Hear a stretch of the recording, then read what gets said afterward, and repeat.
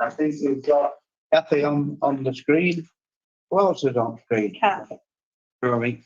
Oh yeah, Kath. Yeah, I can't see her from here. Sorry, you're too small. That's we got to start this far away as we can. Just get in the corridor. Well, it was just in case we're in the wrong room. It was just in case we were in the wrong room, so we'll make a exit to the night room. Are there any apologies for absence there? Anybody? Any? I think we're all here. Thank you. Any declarations of interest? No, thank you. Item 3 minutes of the last meeting. In front of us. All happy with those? No, thank you. Second, Chair. All in favour of those? Yeah. Thank you. We'll move on to item 4, equality plan and objective. Again, it's in your name. Well, I'd like to say thanks to Kath for doing this equality plan. I think it's one of the best ones I've seen for quite a while, actually. I don't know if you want me to read out the briefing notes or not, but I think it covers everything. It covers the inclusivity and all that sort of stuff. So I'm really pleased with it.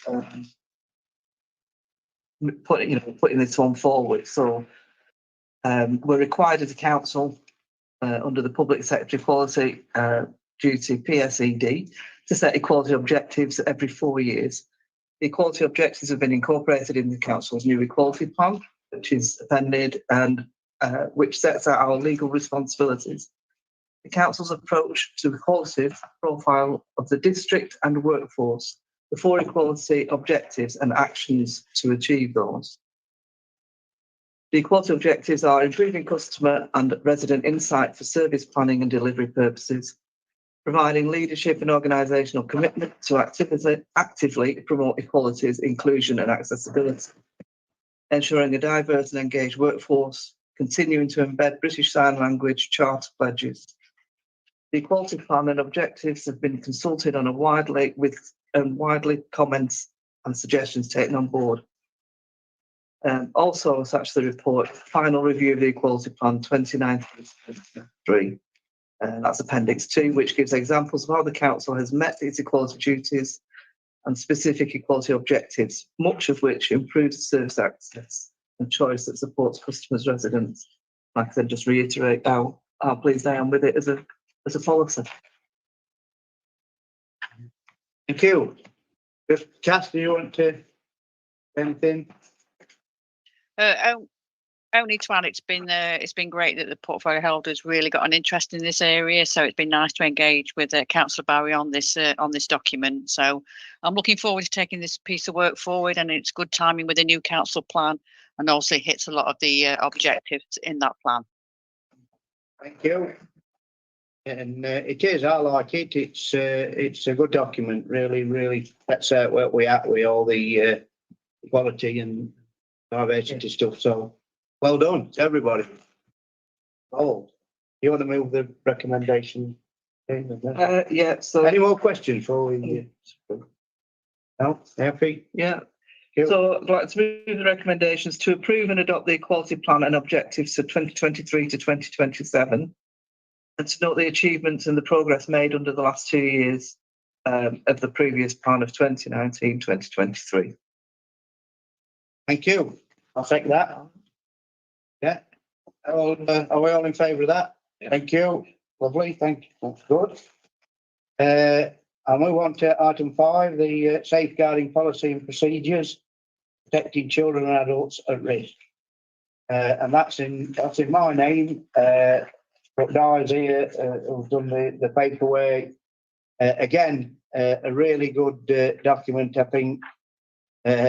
It does seem a bit familiar, but we've just done all this at school governors last week. It is a massive thing at the moment, safeguarding, quite rightly. And I think what it stresses up right throughout all the documentation and the actual thing is that safeguarding is everybody's responsibility. I think that we've all got a part to play in this. And it really is well up there on the agenda, isn't it, for trying to keep people safe. And Di, do you want to sort of do? Yeah, I'll give you a bit of background information of how this come about Yeah, and what please, it yeah. actually is, if that's okay. Yeah, So we attend a group, the Derbyshire District Safeguarding Leeds subgroup, long title, but there you go. Leah can originally set that up, and what it is, all the LAs come together throughout Derbyshire. There's a representative from each one, and we talk about everything to do with safeguarding. Also attended is adult social care from DCC and children's services. So basically, we talk about policies, procedures, we talk about any reviews. And this has actually come from there. So it was decided, I attend that now, sorry, in Lee's absence there on his behalf. So it was decided at that group that we ought to have a Derbyshire-wide policy because everybody is working to DCC's policies and procedures. So we've all got different policies, but it says exactly the same thing in it. So for consistency, but some of them are all over the place. Some have 2 policies like we did or have got currently, and some have got 1. So I was on the working group to do that, along with 2 other local authorities, and we've come up with an idea to do 1 policy for both children and adults, and do the crux of the policy, and then put information sheets and so it being in the main body of the policy, and so they can be changed because safeguarding is changing rapidly, consistently, so they can be changed without it coming back to cabinet. And we can change the link officers. So we drafted 1 policy for hopefully all the local authorities to adopt. It shows partnership working with DCC, partnership working consistently across Derbyshire, and it's all working together for referrals. Our policies and procedures, what we've actually got in place now, won't have to change at all because each local authority can adapt and I have done that in this one, I've adapted it to work to our policy and procedure, which is the same as everybody else's, but we call it different things. We've got link officers, somebody else might have safeguarding champions. So I've amended this, I've adapted it to North East Derbyshire District Council, got all the link officers in place, all the referrals will be exactly the same, the training is the same, everything is the same. The only difference is we've got 2 policies currently, we're going to put it into 1 policy and it's going to be a Derbyshire-wide one that everybody's going to use for partnership and consistency across Derbyshire. And this has been to the SAL board as well. just what's that? Sorry, the Safeguarding Adult Board and the Children's Board, and they're very excited about this policy, to be quite honest, and think it's a really good thing that we are actually doing. So it's been approved by them, been approved by everybody at DCC that needs to approve it. So I'm just looking for your approval to adopt it. This one would replace the 2 that we've already got in situ. And for me, that's good because I originally did policies, the 2 policies. I've been doing them for years. I've been reviewing them for years. This one will go back to Derbyshire District Safeguarding Leeds subgroup for review. So we'll all be reviewing it at the same time. Any new legislation that comes through, and it could be sort of a best practice that we're all taking on board at the same time. Any new legislation that comes out, I can just amend it, stick it in the main bodies. Anything that comes up from the information sheets on all the appendices, I can remove them, put fresh ones in. And we've actually got a fresh one come out yesterday, Modern Slavery. So I actually wrote quite a few of these information sheets, but I will be amending that one before it gets published because some new procedures have come out from that just yesterday. So it is ever changing, but the main crux of the policy, when that gets changed, that will come here again after a review. But I will be changing the information sheets as and when they're needed, and that complies with DCC's procedures and legislation that comes in.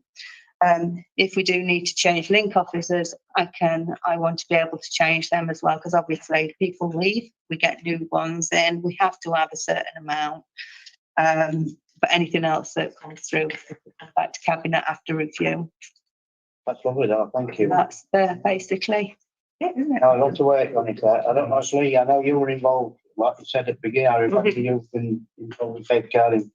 Yeah. Yeah, a long while, but I would like, I mean, Di's too modest. This past 6 years, that safeguarding systems changed from a disconnected system, I think, across the county into one that's very connected, very efficient. But it's North East Derbyshire who's led the way on all of that.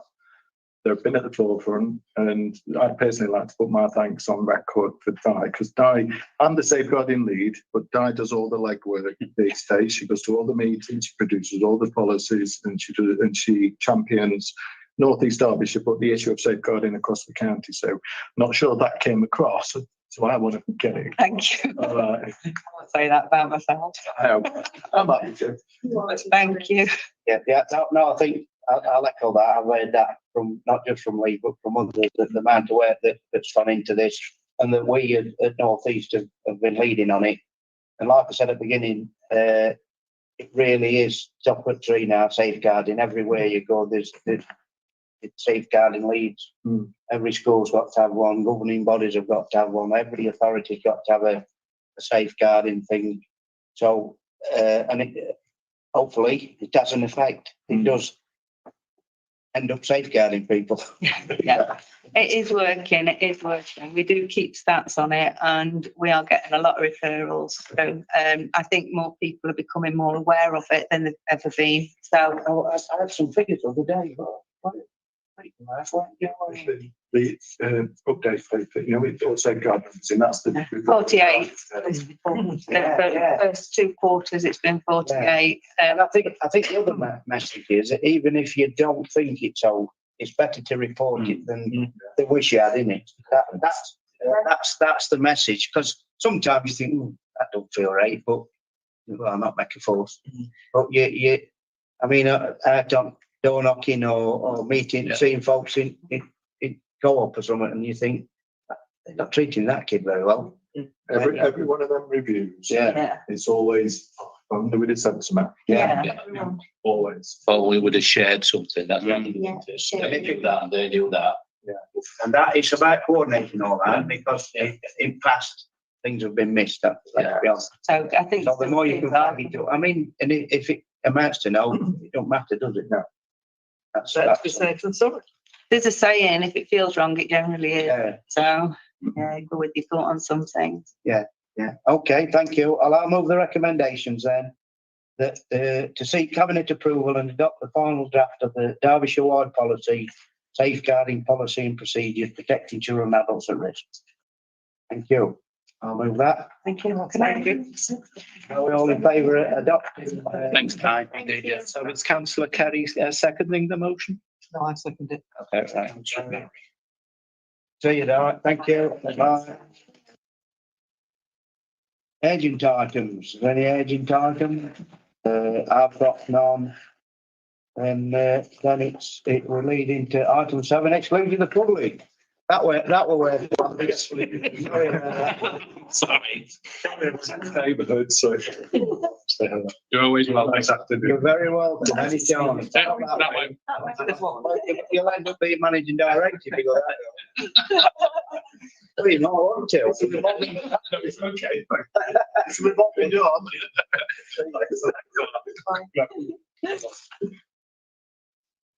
So I'll read it out. The public may excluded from the meeting during the discussion of the following items of business to avoid the disclosure to them of exempt information as defined in Part 1 of the Schedule 12A to the Local Government Act 1972, as amended by the Local Government Access to Information Variation Order 2006. The category of exempt information is stated at each item.